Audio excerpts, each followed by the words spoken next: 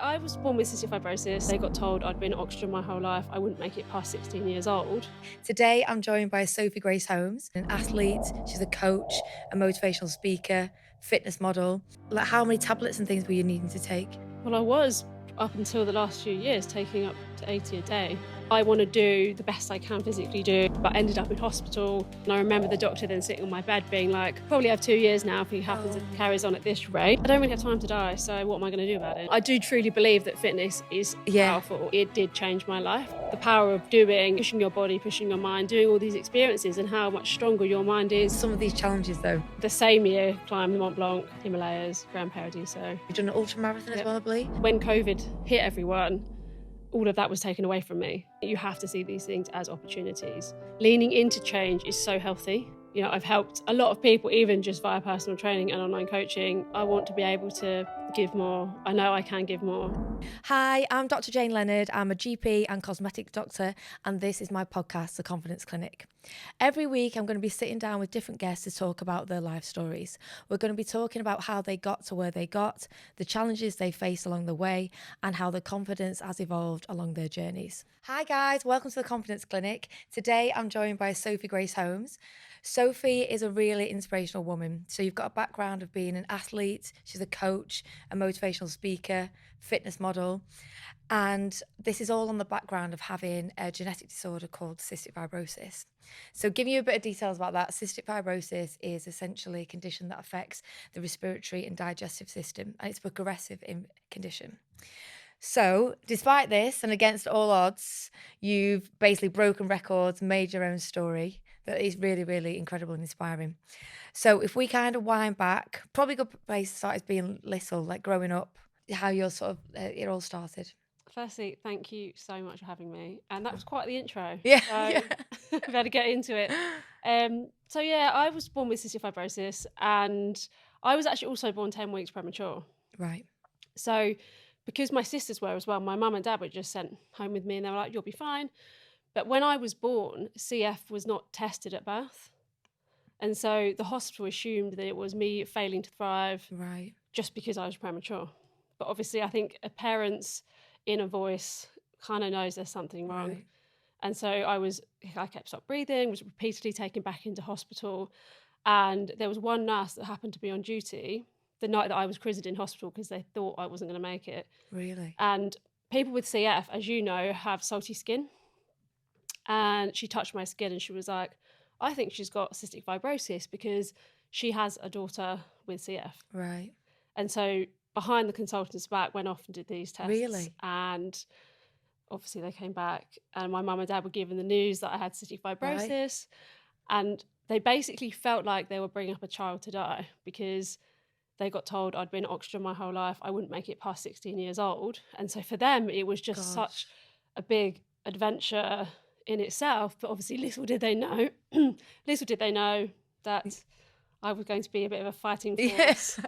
And obviously then go into everything I have done. That's amazing. I mean, the whole thing with CF, it's genetic, isn't it? Yeah. So, I mean, your mum and dad must have been carriers and just didn't know of the gene. Yeah. And I know just from medical practice, they normally do a heel prick test at the hospital to check for those levels of salt. But obviously, if you're being so premature and they didn't do that. Yeah, because I think, even my mum and dad had never heard of it. Yeah. Because it is quite rare. Obviously, people more know because of social media and things like that. But, for them, it was such a daunting time because it was like, well, what do we do? Like, she's already on all this medication. Yeah. We've been told it's only going to get worse. They then obviously were entered into a brand new community. And obviously some of it was positive, some of it wasn't. Google's the worst thing in the world. Of course, yeah. What do you do? And I suppose from that stage of your life, you're on medication, probably like how many tablets and things were you needing to take? Well, I was up until the last few years taking up to 80 a day. Really? With nebulizers, and it was basically kind of like a full-time job, keeping yourself alive. Yeah. Which is mental. I mean, and it's not only that, the medication, the nebulizers, do you have physio and things like that as well? So I used to have percussion and everything like that. But because I did love sport, I managed to persuade the doctors and the physios very early on that I'd rather do my exercise and training, which did the same effects to get your lungs working, than sit for hours doing something kind of with half the effort. And if they were encouraging you to take on that sort of active role, that active lifestyle, were you not scared of doing it? Do you know what? I think sometimes this is where the power of naivety comes in, because obviously I had hospital appointments, Yeah. medication, extra IVs, and all these kinds of things growing up. But because I was, overall well, and I wasn't in this position that was kind of told oxygen, never leave hospital, I was like, are they sure? Like, are they sure that Yeah. they've got this right? Because my basis in school was like, if I can beat everyone in PE, then I'm okay. Yeah. And basically, obviously, for me, I was head of the class. Like, I was in every sports team, winning county level sprinting, like all these different things. And I'm like, are they sure though? Because Because that must, yeah, it must just seem like it just doesn't fit, does it? Like, no, really, to even like be able to put yourself forward. And it's not only just running and being active, like you say, this is county level, yeah. you And know. it was like one of those things where I think my mum and dad were scared to push me too hard. But I was like, but I want to do the best I can physically do in everything that I do, especially sport, because at the time when you're at school, that's a big Yeah. thing. And I remember getting to 16 and the doctors being like, oh, well done. Like, you've done really Yeah. well, but you probably are well over halfway through your life, even if you are well. And did they say those words? Yeah. Like, And I remember being like, interesting. I'm glad you've said this to me with someone with the mindset that I do have, yeah, because I exactly. took it on Yeah. the chin and was like, cool, anyway, what's next? Like, what have I got to do? And have you kind of gone on with your life? Have you noticed that you're during sort of different phases that you must have had ups and downs with, where it's got really Oh, bad? 100%. Up until I was 16, as I've said, I was okay. But then, you know, drinking, boys, all these things happen. I also then went through a really bad breakup, started a new job, lost my dog in the same 24 hours, Oh God. which then caused a lot of emotional stress because you're not emotionally intelligent at 16, 17, I mean, it's a massive thing no matter what and age, there I was a think. lot going on. And by the time I was 19, I had a 50% lung function. So I was really ill, but I was kind of a bit defiant about it, but ended up in hospital for a few weeks. They did all the testing, nothing was improving it. And I remember the doctor then sitting on my bed being like, oh, well, it's caught up with you. You probably have 2 years now if it happens, Oh it my carries on at this rate. And I remember being like, I don't really have time to die, so what am I going to do about it? God, I couldn't even imagine. I don't think anyone could having those words said to you, particularly when you're in a situation where you're really ill, you're in hospital, you want to be doing your life like a normal 16-year-old, and as you move forward like that. But how did you mentally kind of manage that? Well, this is where I think the power of naivety comes in, because I don't think I accepted the situation as it was. Right. I think I was like, it seems a bit off because it's not that long that I've been unwell for. And now you're saying to me to give up. Yeah. So I was like, no, pass me the laptop. Basically drew up this long bucket list, then messaged a couple of my friends. One of them was a running coach. One of them was a physiologist. We all worked together for a few months, just to try and understand how my body reacted, how my body functioned, to see whether the power of food, fitness could turn my life around. Right. And it did. It got my lung function back up to over 100%. From 50. Yeah. And I do truly believe that fitness is Yeah. powerful. And I think so long as there's not any permanent damage with your lungs and things like that, you have the power to change things. But within that space of time, before I managed to get it back up there, I decided to go and summit Mount Kilimanjaro, because in my head I was like, if this is true, what am I going to do about the experiences that I want to do? Yeah. Well, this is the thing. So not only you've climbed Mount Kilimanjaro, also you've done marathons. You've done an ultra marathon as Yep. well, I believe. So these aren't just normal fitness things, are they? These are like athletics level. What, if we go back to that plan that you made, what did that consist of? Like, what were you? Oh, it was everything and anything you could imagine that was involving something of extreme toughness. Really? Just because I was like, well, I still believe in this. Like, we have one shot at this, right? We spend so many years or so much time worrying about what Yeah. people think, worrying about whether things are going to fail. But how about actually like experiencing life? Because it goes by so fast. Yeah. So I was a bit like, well, if I don't try, I'd rather fail, learn, and get back up Yeah. and go again than sit there and be like, oh, I wish I had. And I suppose that perspective can only come from, you've been in these situations where your health has been dramatically, been put under, not only under pressure, but, your life's in danger. So that must be something that has affected you in so many levels. Yeah. that it's giving you this mindset that you've actually Yeah, kept. I'm actually pretty grateful, to be honest, because I think without the experiences or the tough times or the hardships and the actual fight for my own life, would I have done all the things that I have done in the last 10 years? You know, the experiences, the people I've Yeah, met, probably not. And I wouldn't be the person I yeah, am. And I think it's a massive reminder for everyone when you're kind of struggling or going through something, you've got to enjoy it. yeah, You've got to enjoy the rain while it's here as much as you yeah. can, because something good will come out of it. And also, many people now, it's all over social media, isn't it? Like fitness, the max, nutrition. But you've actually put all those things in place to actually really, alongside medication and the advice the doctors that you're getting, but you've taken your lifestyle up a notch. Like, what sort of, I just want to get my head around what sort of things you've done. Like, will you have a specific training regime, a specific nutrition Yeah. plan? Yeah. So up until last 3 years, because of medication changes, I had to be pretty disciplined and pretty regimented. I mean, I still am, but we're talking like ensuring you're getting all the right foods in, nothing that's going to upset your digestive system. I gave up drinking for a while, like eating, certain things at certain times. And then training was a must, getting up at 6 in the morning, getting that done because it was the only time I could do it Yeah, around work. And for me, it did change my life. And I think there is so much power in discipline, as you know, yeah, but I think it is still underestimated. And perhaps I did take it upon like learning to the extreme, maybe a bit too far, but at the time it was now or never. Like, yeah. I mean, if you're going to have an obsession over anything, like saving your own yeah, life, making your own health better and enjoying every day that you've got, I mean, that's an obsession definitely worth having. yeah. And I think, it's the driving force, right? And I think even now I'm on this new medication that Yeah, is life changing. It's not a cure. And I think sometimes it's too easy to kind of forget that. And actually, I've experienced the other side of the situation now, where I could just sit back and not train for a few weeks and eat what I want and I'd be all right. yeah. But actually, what I found is there's such a big connection to that and poor mental health. Well, And then, you know, the power of doing and, pushing your body, pushing your mind, doing all these experiences and how much stronger your mind is and how much more positive your mind yeah. is. I think that's a really important thing to say, isn't it? Because I think because you've been so proactive in understanding your own health, like been given this diagnosis, but you've gone the extra mile to fully understand it and become an expert in your own condition. But then with this new medication that you basically need to take less, don't you, as well Mm. now of the Yeah, I'm only on 3 tablets a day yeah compared versus, to 80. yeah.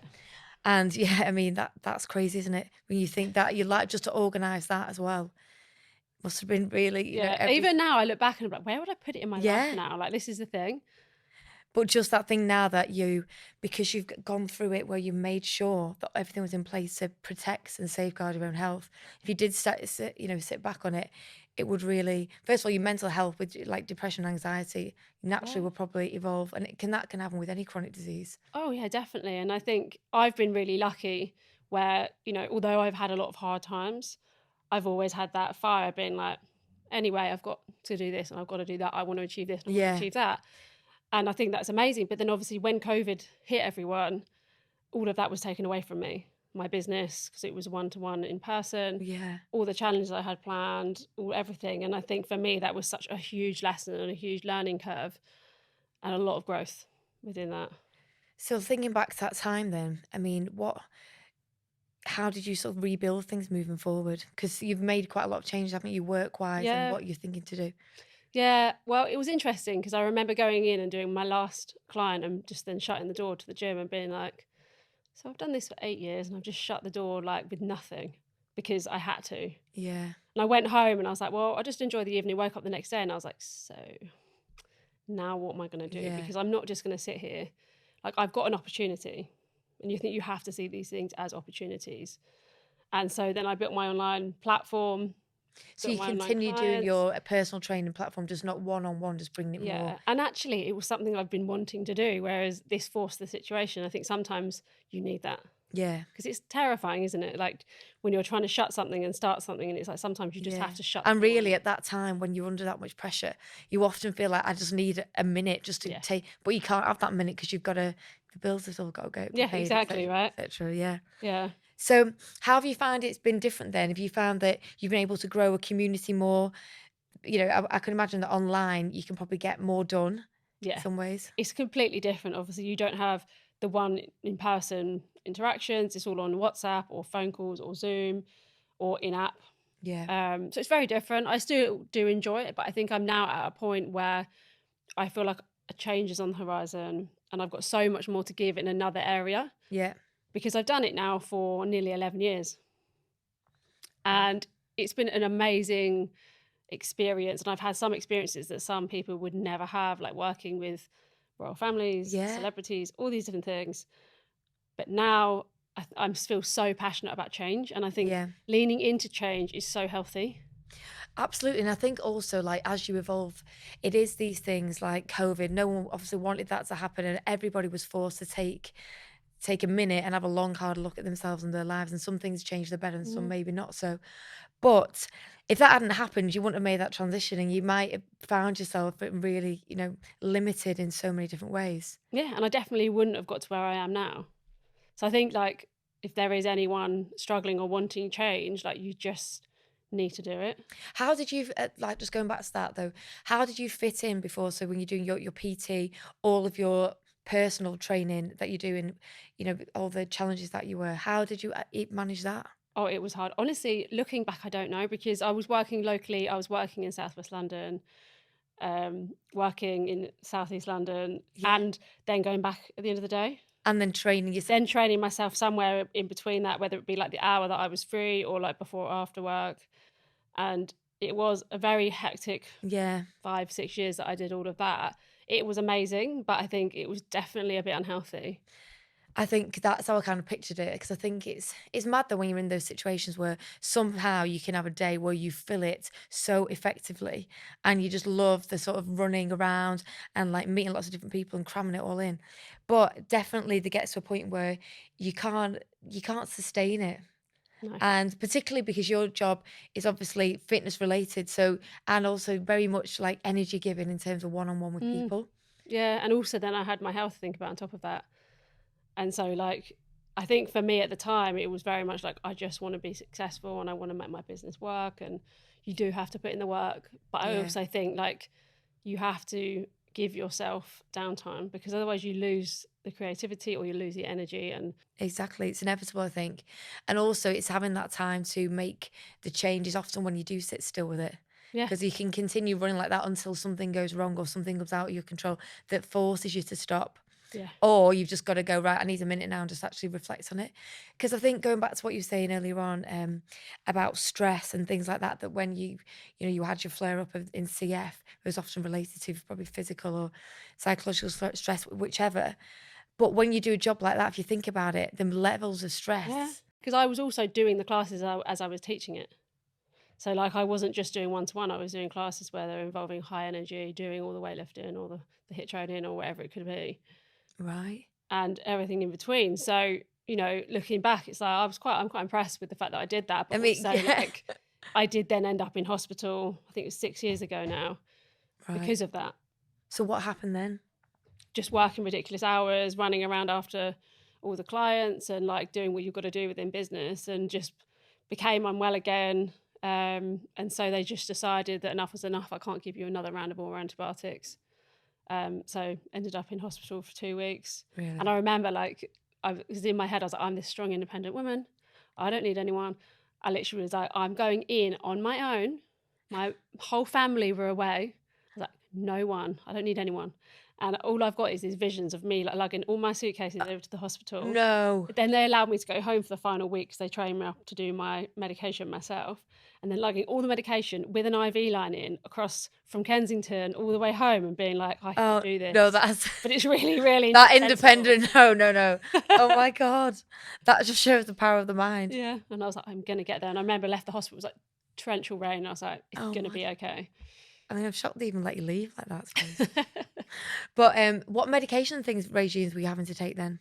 So back then I was on 2 inhalers in the morning, maybe about 15 oral tablets. And then I'd have more tablets at lunchtime. And then in the evening, it was basically a repeat of the morning. So all the nebulizers again, all the tablets. So it was a lot. Oh, definitely. I mean, I asked you that because I know over the last couple of years you changed medication, so it's not as much.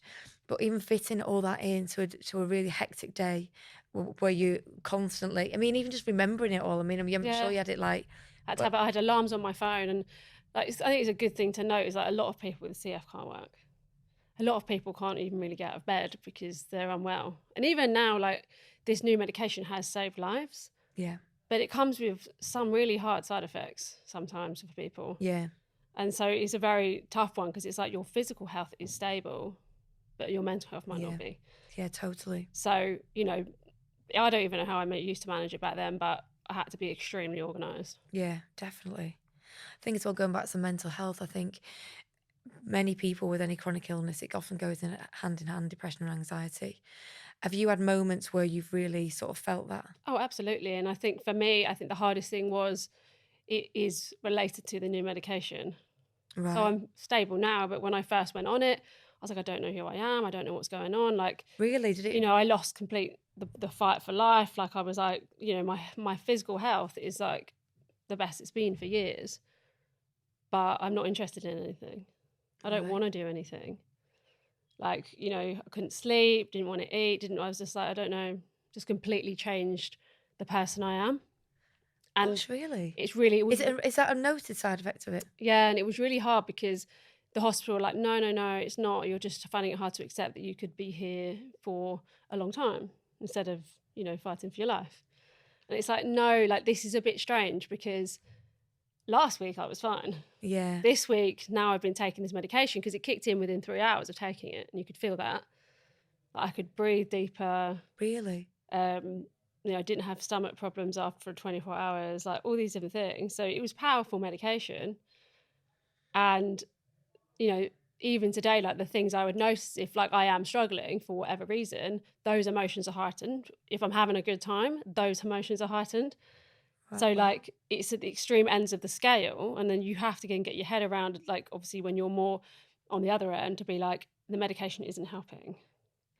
Yeah, I mean, it's a real balance, isn't it? Yeah, Because, like you say, I mean, you're basically describing the biological symptoms of depression, yeah, aren't you? So that complete sort of, you don't have the motivation to get up yeah, and get going like you used to have. You don't enjoy the things you used to have. You don't feel the same as you would. It's kind of numbed your normal yeah, emotions that you relied on to actually fuel yeah. Because I your remember being mindset like, and lifestyle. yeah, and I was like, I just want me back. But then if I don't take this medication, like what's going to happen? And so it's been 2 or 3 years that you've It's been been taking it. 3 years in October. And have you found the management of this has improved or? I mean, for me, like I'm very aware of myself and like the situation, so I'm very realistic with myself. Um, there was a period where last summer where there was a lot going on in my personal life, and it was hard. But I think for me, like it's just super important to Mm, check in with myself, be around great people, yeah, and most of my friends and things would be aware of the situation because when I spoke to the hospital last summer, they were like, well, "The choice is yours. You can come off the medication, brilliant. but your health will deteriorate, or you take it and you manage it." Yeah, So for me, it's a bit like, you know, if you're ever feeling in that rut or you're kind of feeling like you wouldn't want to get out of bed, I'm just like, no. Like I have to check in with my own mind and be like, this isn't me. yeah, it's a This is medication. the medication, and it Yeah, is a side effect that the drug company has said they're yeah, working on, and they have now admitted to the problem. So I think it's hard, but I have to remind myself, and that's why even for me, it's like if I'm going to go and train, I'll always ensure I train if I'm ever feeling a bit off. yeah. Because it naturally will Yeah, lift you. I think that's a really key point, isn't it? When you understand why something is happening and go back to that, it's a lot easier to deal with it.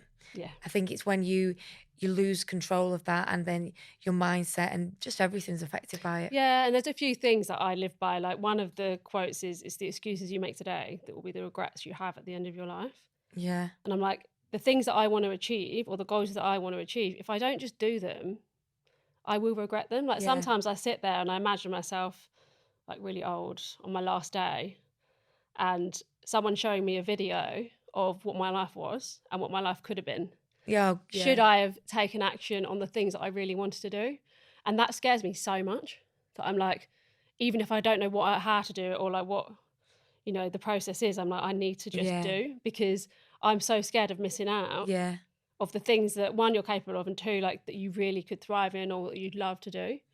Yeah, and you're right, because if you don't try, if you don't get started, and like you said before, it's a lot of people have a fear of failure, fear of embarrassment of being a beginner. Like, and actually the truth is that everyone has to start somewhere no matter what it is. And also people, I think as well, are like often get so intertwined in their own life that actually if you think everyone else is equally intertwined in their own lives, they're not even watching you No. worry about you failing or anything that's going to stop you. You're so right as well. And I think one of the things people do need to do, including myself sometimes, is take a big step back out of your own life and Yeah. be like, do you know what? This one thing that I'm hyper focused on because it's not going well or like it's not going the way you Yeah. want it to is not going to be significant eventually. Like, I think it's too easy. Like, if, for example, if you're, in a breakup or you're, trying to find a new job or something like that, you're so hyper focused on that situation. Whereas in reality, Yeah. The best day of your life could be tomorrow. Yeah. Something could land in your inbox or message or bump into someone in the street that could change your life. Yeah. I think that's why you're amazing, Sophie, because I think a lot of this mindset that you have and this real strength of yours, it's like unshakable belief in yourself, will have come from everything that has sort of happened to you that has showed you that you can, against all odds, I think make that changes. belief also comes from failing, right? Yeah, totally. And I think You just got it on a dramatic level. but this is the thing. Yeah. One of my friends was like, I was saying like, oh, I feel like I've not achieved something big this year because I've not done a big challenge because I've got one coming for next year. Right. I just needed like a bit of time to like rehab, injury, whatever. She was like, you do know, like your smaller achievements are still really good and like, really big. You don't have to go out and get these world records and do all these things to like achieve. And I'm like, do you know what? That's because most of my life has been built on that because it's the only way in my head at the time to be here. And I was like, but you're right. Like she was like, you're living in like part of your life. You're living in the life that you dreamed for and the life you wanted. And you said about like 5 years ago. Yeah, you've actually done it. But she was like, because you're constantly being like, well, I've done the Ultra Ironman. What can I do next? She's like, just sit down. And actually list out the things that you have done, even if the decisions were hard or like they weren't the things that you thought that you had to make, like shutting businesses or whatever it could be. She was like, they're still achievements because a lot of people wouldn't even do that. And that's really important advice, I think, for anyone. Actually, first of all, taking a step back, being grateful for what you've got, no matter how big or small. And also, like, I think looking back at your own achievements and giving yourself a pat on the back is important because a lot of the time, you only often hear the bad things, you don't hear the good things. People assume that you're doing well or whatever. But actually you sometimes have to go, right, actually no, hang on a minute. I've actually done all these things. This is where I've come from, this is where I'm going. And just really just have that moment to appreciate. Yeah, and I think life isn't just big things, is it? A lot of the time it's the little things that you do every day that actually makes life. Yeah, totally. But I think because of like society, social media, all these kinds of things, like heighten everything to be like, well, we must be a millionaire by we're 30 or we must do this. But actually, like, no, you don't need to. Like, everyone's on their own path. And I do believe like things come to you at the right time. Yeah, agreed, definitely. Let's touch on some of these challenges though, because I'm really intrigued to hear about them. So how many have you done?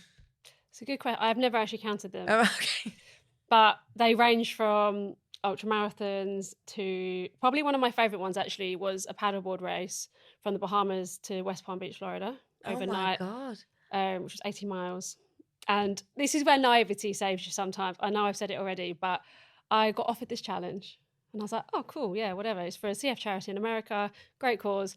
Knew someone that done it before, but I was like, how hard can it be? Anyway. It sounds pretty hard. Well, this is the thing. So then flew there a few days late because I had to change the flight due to a work commitment. So was there jet lags? Got to the Bahamas. I don't even know how I got to the Bahamas because they were like, well, fly to Florida and then we'll meet you in the Bahamas. I was like, how do I get to the Bahamas? Anyway, got there. And I was like, oh my God, it's tomorrow. And I'm still jet lagged. And I've got to leave at midnight. Anyway, then I realised that I'd never paddleboarded in the ocean, which is a very different thing to a lake. Oh my God. And they were like, don't worry, the water normally this time of year is glass flat. You're going to be fine. And people that know me know that whenever I go on these challenges, the weather is never the way it's supposed to be. Normally rains or it's like a heat wave. Right. We had thunder and lightning and they were like, oh, we kind of have to do it today because of like the Coast Guard support, the boat support, all these different things. So they're like, well, we'll just have to do our best.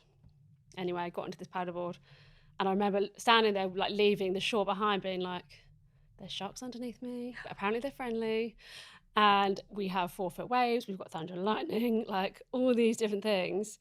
And like fish were like jumping out of the water. And I was like, my God. I feel like I'm in like some film and I don't feel like this is my life because I'm jet lagged and I don't really know what's going on. So hang on, who else was doing it with you? I didn't know anyone else. Right. Was there loads of people doing it or just... Yes, there was 200 people doing it, all in boats, I think 5 to a boat or something like that. But I remember like getting like an hour in being like, you can do it, come on, like trying not to fall asleep on my board, and the captain of the boat being like, guys, you're doing really well. Oh my... You've done 3 miles. I was like, oh God. Oh my God. But anyway, managed to get through. So did you just have to consistently go for the full 80? Yeah. Wow. And usually there's a really good wind behind you, right? But obviously we didn't have that luxury because we had a storm essentially. Yeah. Oh my God. But the reason why it's my favourite challenge, one, because firstly it shows you can do anything. Because that was crazy. Secondly, just imagine this, like being on the ocean with no land, so you can't see the land, and the storm goes away and the sun comes up and it's just silent, absolutely beautiful. Wow. And I was like, I would never have experienced that in my entire life if I hadn't have just said yes. Yeah, exactly. So obviously we did that and that was amazing. And were you at the peak of all your fitness then? You must have been. Maybe, yeah. I think I was training for a few things that year because after that I got back and did a 200-mile relay and then rode my bike the length of Britain. Oh God. Because I do those certain things. And then the same year climbed the Mont Blanc, Himalayas, Grand Paradiso, which is another mountain. Wow. So yeah, so they're like some of the things I've done before COVID. And on the mountain expeditions, how did you manage that with your CF? Did it make... I was absolutely fine. Were you fine? I felt a bit of a fraud, to be honest, because everyone else had altitude sickness or like lost their vision or something extreme happened. Lost the vision? Because you can have that for altitude, right? And I was like, I'm fine. And all I've had, because I was really silly because we thought we were going to get given food, but we didn't. And I had 1 bottle of water, which is the size of a standard bottle of water, and a packet of dark chocolate and cranberries for the whole thing.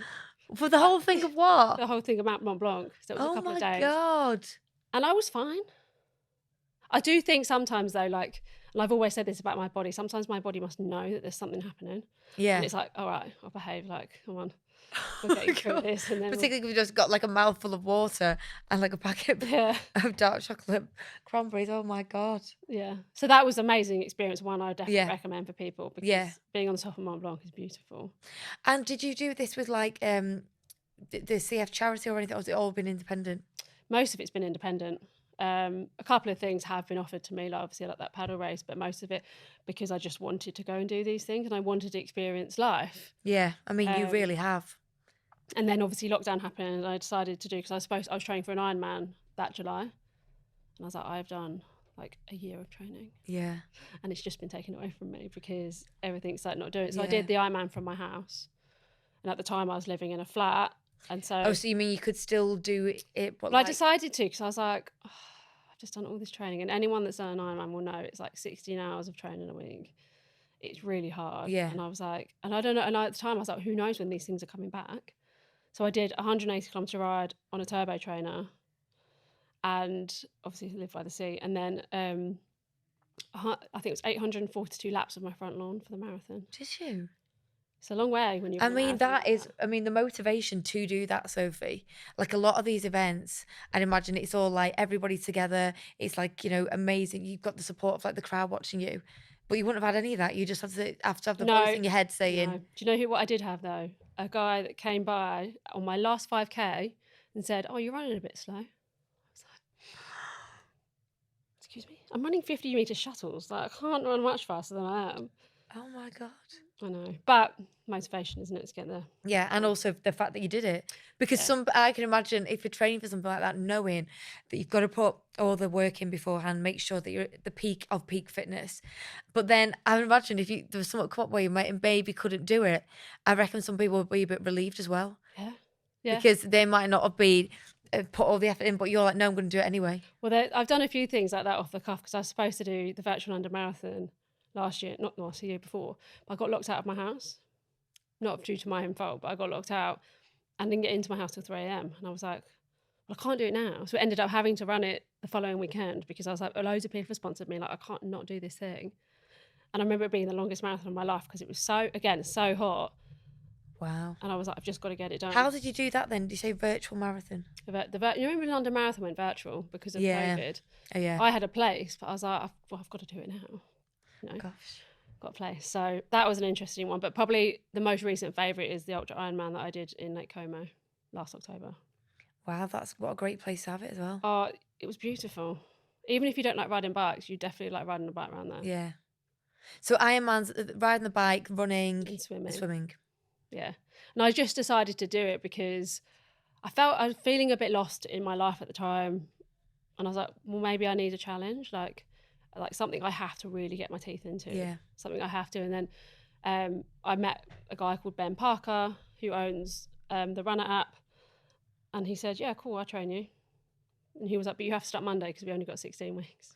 Oh, God. I was like, oh, okay. So off we went and did it. But again, that is one of those things, nothing ever goes to plan, especially when you don't have somebody else organising it, like having the crowds and stuff like that. Because when I got to Lake Como, I hadn't taken into consideration the length of the day. So I ended up doing my 5K swim in the pitch black. Really? In the lake. And I'm not scared of water. But going into a lake and being able to feel the fish swim around you but not see them is quite unnerving. God, yes. But also, I told myself when I was... So why did that happen, that you ended up doing it? Just because the time that it was going to take me to do it, which was 18 hours, would have meant either way I would have been in the dark. Yeah, in the dark, yeah. So I was like, I'm just going to have to like suck it up and do it. But I remember thinking to myself when I had a moment, I was like, oh my God. I was like, no, because if you get out now and say that you were scared of the fish, exactly, no one's ever going to forget this. Yeah, exactly. And you've just flown like your friends and your family to Lake Como to be on the sidelines for like fuel and stuff like that. So no, like you've just got to get on with it. Like, they're so amazing, all of those things, Sophie. So you definitely should be really proud of yourself. And what amazing, like that bucket list that you wrote when you were 16. I mean, you must have like chipped away at that well and truly now. Do you know what? I actually found it the other day. Really? So I'd forgotten about it, right? Because I got wrapped up in life. And I was like, actually, like by chance, because I've not referred back to it for a very long time, I was like, I've actually done most of it. Yeah, it sounds like you have for sure.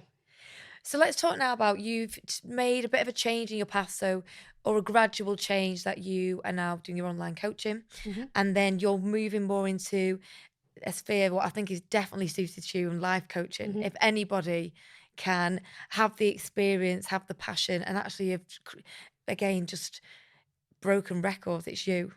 So how are you feeling that you're going to take that forward?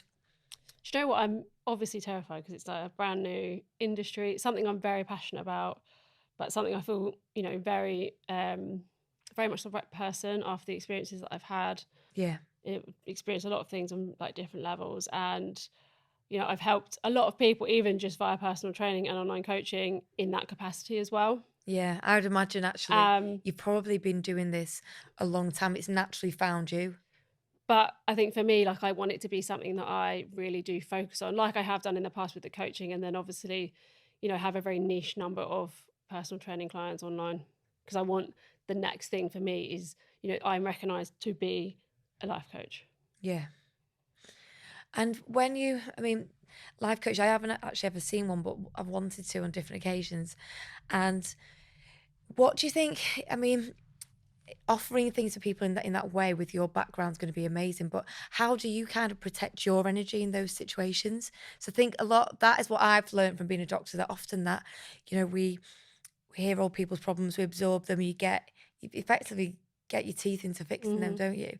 But a trade-off to that sometimes is going to be a weight on you. Yeah. I think there's a few things you can do. Obviously, one, as you've said, like you need to be aware of it. And I think you need to set boundaries on clients, because I think we live in a world where people think you're accessible all the time. And so like, even for my online clients, like they have working hours where they can contact me and they know when I'll be checking, because I've got a different business WhatsApp for that. Yeah. That's a good tip, isn't it? Actually separating that out. I actually only did that this year, but it's been the best thing because I will check that at certain times and they know that. Yeah. I've got those on WhatsApp so they can see it. So like, you know, they know that if they message me, they will not get a reply unless it's between these hours. I think that makes everything more time effective though as well, because I think there's nothing worse for your phone going like, oh god, right, I'll do that. And actually, if you're like, right, I've got this set amount of time to deal with it, then you just factor it in and you do it, rather than all these little scheduling, changing things, and just in Your conversation. productivity level will go up. Like, I don't even have notifications on my phone, because like when you're doing so many different things, it's like I will check my phone when I need to, and I like to be able to do deep work without distraction. Yeah, totally. So like for me, like, you know, I'll protect myself in that way. Maybe even have a life coach or like some kind of therapist, because I think therapy is amazing for everyone. Yeah. If things got heavy, just to be like, obviously not to break client confidentiality, but life also throws curveballs at you. Yeah. And so like you want to be able to give your best to someone to help them. You also need to be helping yourself. Yeah, so that's so true. I mean, to be able to do anything, you've got to make sure you're in the best capacity to do that. Yeah. And I think it's just recognizing things that because you've got the attitude, the motivation, the discipline to make it work. And the thing is, with your own business, like you have to make it happen, all of it happen. So like it's just a classic situation where you can end up getting burnt out, I think. I think everyone, probably you've been there. Yeah. You know, we all know. You can all see the signs, but we love to ignore them. Yeah, of course, yeah. I imagine that's what you probably deal with a lot in some of your coaching. Yeah, for me, like I really want to focus on mindset, overcoming adversity, overcoming challenges in life, preparing for challenges, races. Right. And obviously some things to do with health within reason. Obviously I'm not a doctor, so there's only a certain amount you can do. I think they're saying that, like, with people with chronic conditions, those who take on your point of view essentially and become an expert in their own condition and their own version of it, because like you said, some people with CF can't even get out of bed, they can't work, or you've got someone like you who has been fortunate enough to turn things around, a lot of it through your own action, and function at a really high level where essentially you wouldn't even know you've done more than the average person by a long stretch. But it's just, you know, keep being mindful of all those things, that, you know, you have that ability, but protecting it. Yeah, but I'm just super excited and I feel very passionate about the change. Yeah. And I think when you have that, like, you know, it's the right thing, even though obviously it's going to be hard because it's going to be a transitional period. I want to do a load of different courses and things like that. So it's going to take time. But I think, you know, time passes, right? It passes so fast. So you either use it to the way you want to use it, or you sit stuck scrolling on your phone or watching TV. Yeah, exactly. Yeah. And we all do it. We all get stuck into that. But I know for me, like, my mindset isn't as good if I've done that for a long period of time. Yeah. So that's a good point, actually. So talking about mindset tips, what are the main things that you'd say that help? Also, I think the thing is with mindset is keeping it consistently there so it becomes imprinted. Yeah, because I think, you know, there's pathways in your brain, or you'll probably know more than me, that you know, whatever your thoughts are, and you can actually retrain those pathways so that they are more positive, so that they are more believing in yourself. And don't get me wrong, even if you do believe in yourself, you have moments of doubt. Yeah, that's just natural. You know, that's normal. But I think it's like being like, okay, well, no, this is just a passing thought. Yeah. I actually know that I can achieve that thing, or I'm going to go and do that, so that it takes action to build upon those things. And I think, you know, routine is a massive one for mindset. Yeah. Like, have the routine that works for you, like whether it's going to the gym at 5 a.m. in the morning or whether it's going in the evening. You know, have things in your life that bring you peace, bring you joy. But you also do need stress in your life to grow and get better. Yeah, and learn to manage it. Yeah, and I think having these things, and even like a certain level of anxiety, is good for you, I think, because they're normal human emotions.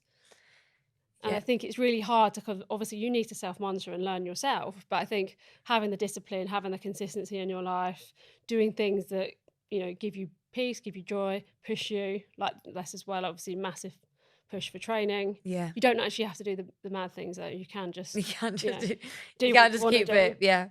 But I think, you know, it's too easy to let your mindset slip, which is why you have to just constantly chip away and be like, you know, no, I'm okay. Like, this is normal to be feeling these things, or go and seek professional help if you do feel like that's what you need. And don't be afraid of that, because I think the stigma is reducing now around things. And I think that's amazing, because, you know, people in general, most people are so capable.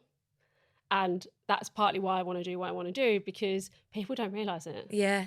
And they don't realise the impact that they make or how much that they could achieve. And I think it's this thing of like lacking self-belief. And I think when I was thinking about what actually is self-belief, and it's just consistently showing evidence to yourself Hmm.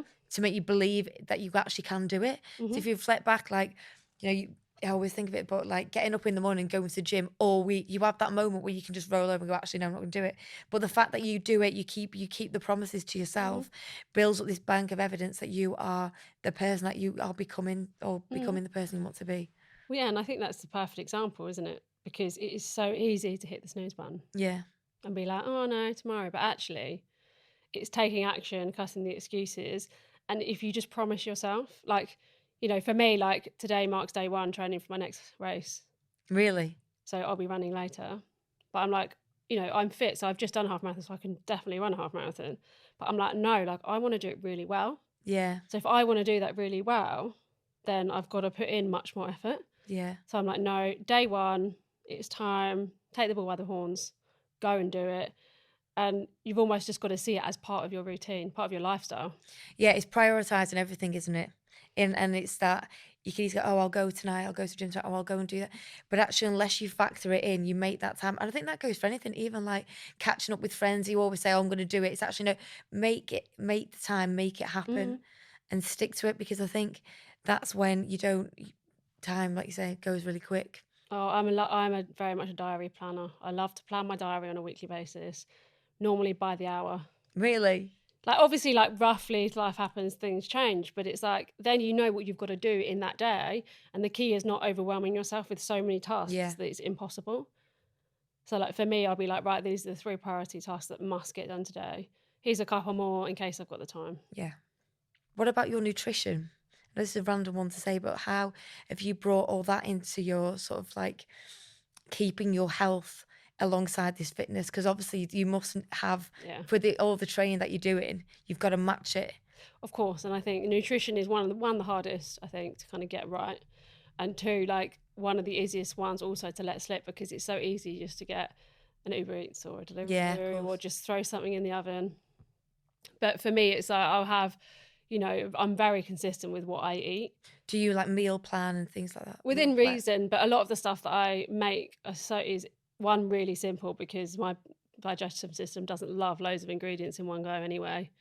So it'll be like a form of protein with like a colourful load of veggies with a carb, usually Yeah. like rice or a potato based Yeah.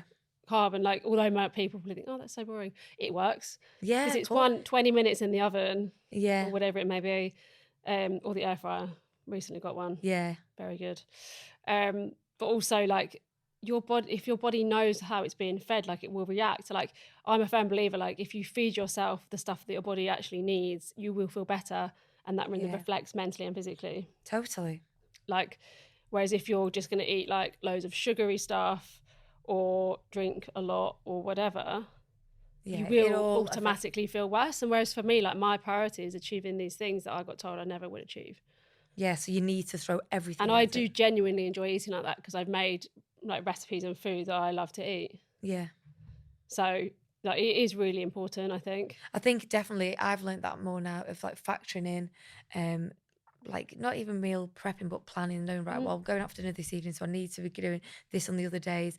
And again, it's just organising it, because before you know it, you haven't gone to the shop at the end of the day, you have to go somewhere else, then you're like, oh, I'm not going to bother. And then, yeah, then you feel like I didn't do the thing I said I was going to do. And Yeah. so it's knocked away the opposite way of the self-belief than the other way. Yeah. And I think, we are human. So like don't get me wrong, like we all love to have, less healthy things, which is absolutely fine. But I also think we need the balance, like you've just said, like if you're going out for dinner, factor that in the rest of the week. Yeah, Because let's face it, like we all want to feel good and that feel our best. yeah, And I think social media for some reason can make people that do plan their meals look like it's a negative thing yeah. No, or I an think, obsession, when actually, like, why not feel your best? Because then it's only going to reflect in yeah. every area of your life. And I think just for, like, I've definitely realised it with nutrition, when you just, and I don't train like you, but like if I'm doing running around doing GP work, doing my business work, doing things like this, going to the gym, you can easily just eat on the go. Yeah. But if you actually plan it and actually fuel your body, believe it or not, you feel so much better on all the different levels. It's those small things. Yeah. So that's why I was thinking with you, because will have such an energy outgoing based on your consistent training that you're doing. Yeah. Also to feel everything else, it must be a major priority for you. Oh, it is. And I'll always plan like I get a weekly delivered shop because I just don't want to spend my time going around a shop. Yeah. So I'll get that in and then I know exactly what's going on and it makes life run smoothly. Yeah. And even obviously sometimes you end up going out for dinner or whatever, like instead of making the food that you're going to make. But, we've got one shot at this. Yeah. So I know I've said it already, but you've got to live like that. Yeah, totally. And I think people always think they've got time. And yeah, most people do. But at the same time, like, why not go after what you want and what would make you happy and what would make you proud and what would bring you peace rather than like doing stuff because society believes that's the way. I think that's the point, isn't it? We always think we've got time and you never know when. First of all, your time's going to be up. Or secondly, the way you can choose a path and just think, oh, well, it's all right, I'll do this tomorrow. It's easy to do that. Well, yeah, of course, I could easily just stay on the path I've been on for the last 11 years. But I'm just like, no, I want more. I want to be able to give more. I know I can give more and I want it to be in this industry. So what are your next ambitions then to kind of wrap things up? What are you thinking? So, of course, there's the business change that will happen over a period of time because obviously we all have bills to pay. I can't just shut a business. And I don't want to shut off the training completely. No. Like you say, it is probably really nicely interlinked.